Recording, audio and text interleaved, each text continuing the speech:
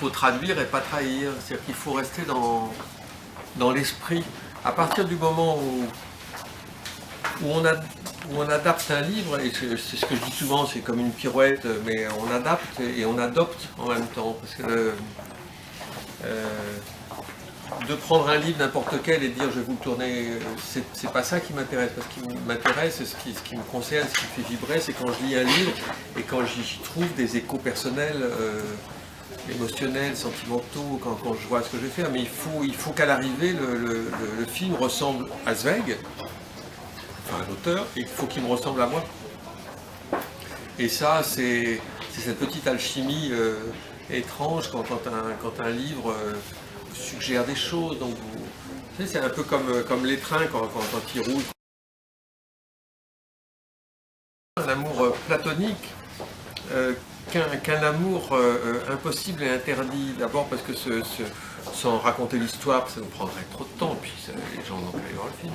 Mais non, un jeune homme est amoureux fou d'une femme et il n'a pas le droit d'être amoureux de cette femme parce que c'est la femme de son patron. Donc c'est une femme mariée, il y a une différence de classe, c'est une bourgeoise alors que lui est d'extraction beaucoup plus modeste.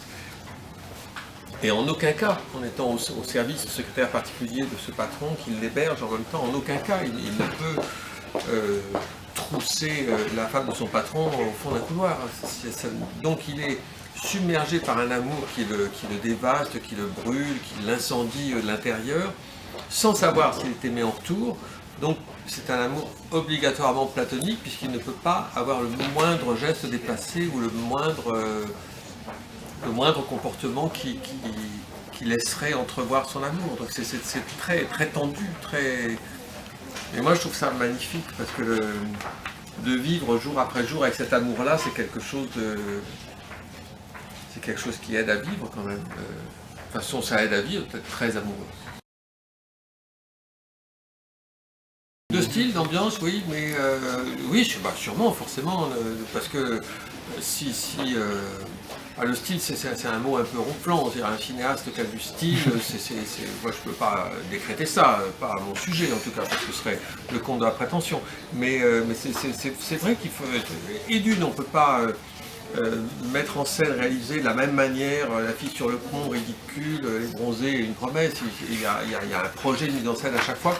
Et j'aime, parce que ça me passionne, parce que c'est mon métier, c'est la moindre des choses, j'aime me poser des questions basiques à chaque film, celui-là, comment je vais le mettre en scène. Et par rapport à ce film, Une promesse, ma hantise, c'était de faire un film justement trop sage, trop classique. Alors le film, il n'est pas hirsute, hein, pas du tout. Mais j'avais envie, puisque c'est moi qui filme moi-même, qui tient la caméra comme on dit, j'avais envie d'être avec la caméra et l'image, d'être un peu dans les tourments, de partager les tourments de Friedrich, qui est amoureux, qui sait plus trop quoi faire, enfin bon.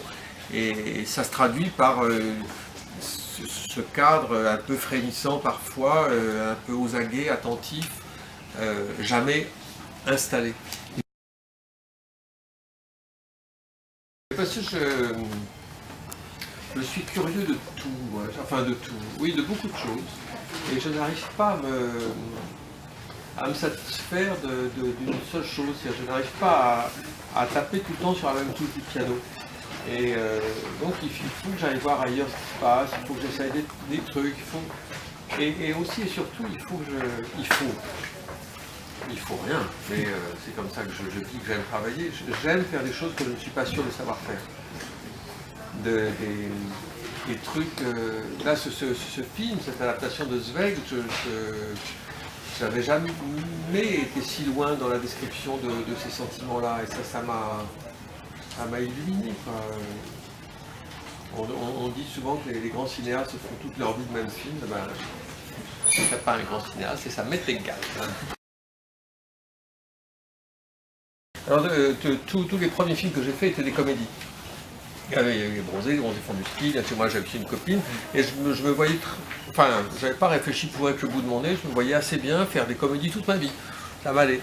Mais le jour où je me suis rendu compte que c'était peut-être assez amusant et intéressant d'aller prendre des chemins différents, ça a été quand j'ai fait ce film qui s'appelait Les Spécialistes, un film avec Gérard Landry, Bernard Giraudot, qui est un film d'action, d'aventure.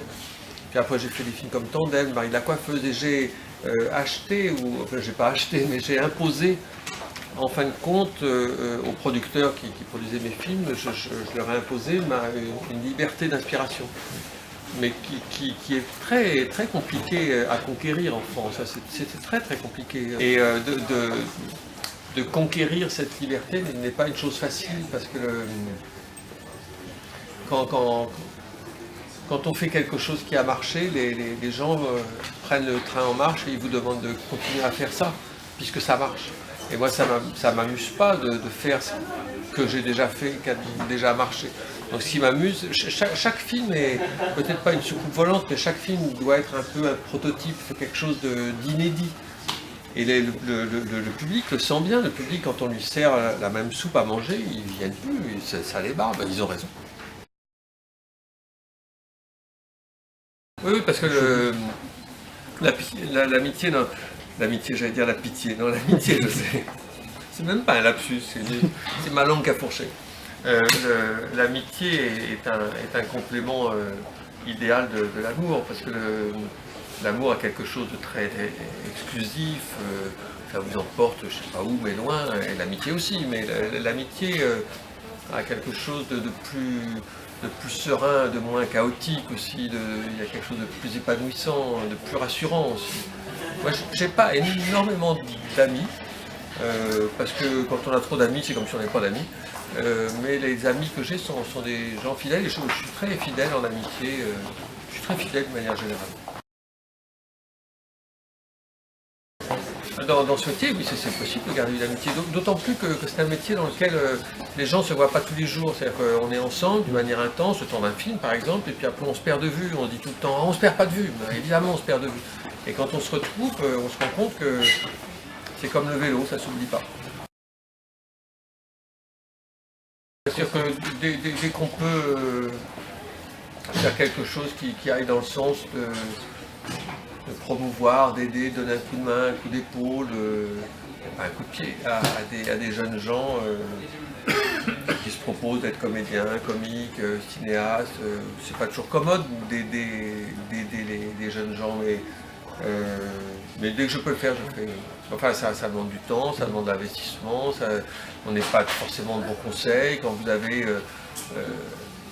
20 jeunes étudiants de cinéma qui disent j'aimerais bien être stagiaire sur votre prochain film, comment leur fournir du travail. Enfin bon, c'est compliqué, hein. Mais j'essaye de jamais fermer ma porte.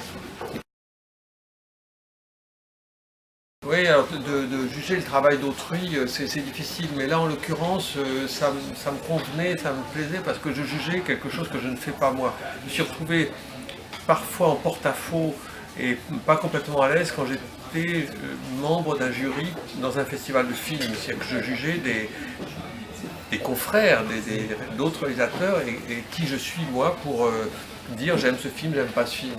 En tant que spectateur, je peux le dire et je peux en parler à des amis, mais quand vous devez voter, donner votre avis, mettre un grand prix, etc., c'est vachement plus délicat.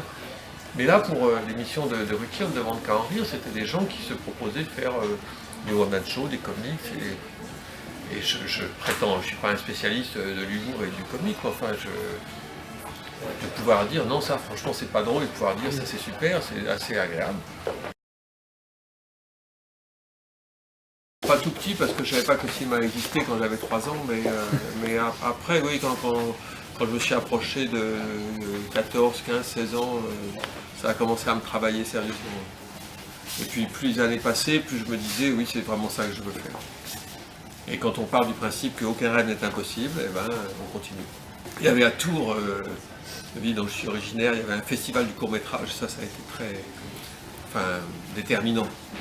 Peut-être pas formateur, mais déterminant, parce que d'un seul coup, par un film court, avec une idée, une seule, parfois, mais brillante, on avait l'impression, entre guillemets, qu'on pouvait en faire autant. Alors que quand on voyait un long métrage, on était intimidé. Non, sincèrement non, parce que chaque fois qu'on me demande quel est le film que vous préférez, chaque fois j'essaye vainement de répondre à cette question. Si je cite un titre, je dis ah mais c'est pas sympa pour celui-là. Non, il y a des films que j'aime moins, ça c'est sûr, mais